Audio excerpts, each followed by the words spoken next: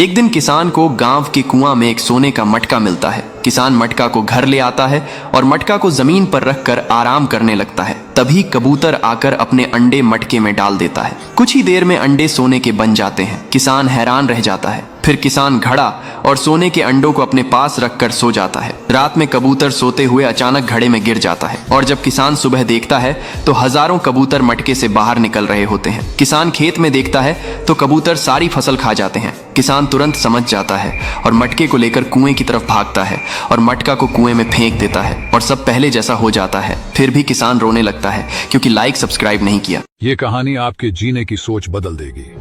एक बार एक किसान का बैल गलती से कुएं में गिर गया। बैल बहुत देर तक जोर जोर से रोता रहा।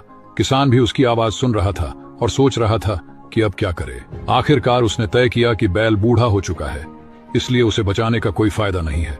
उसने फैसला किया कि बैल को वहीं दफना देना चाहिए। किसान ने अपने पड़ोसियों को बुलाया और सभी ने फावड़े से कुएं में मिट्टी डालनी शुरू कर दी। बैल पहले तो जोर जोर से रोता रहा, लेकिन थोड़ी देर बाद वह चुप हो गया। किसान ने कुएं में झांक कर देखा तो हैरान रह गया। बैल हर बार अपनी पीठ पर गिरने वाली मिट्टी को झटक देता और उस मिट्टी पर चढ़कर ऊपर आने की कोशिश करता। धीरे धीरे वह मिट्टी को झटकता और ऊपर चढ़ता रहा। कुछ समय बाद बैल कुएं के किनारे तक पहुंच गया और बाहर कूदकर भाग गया।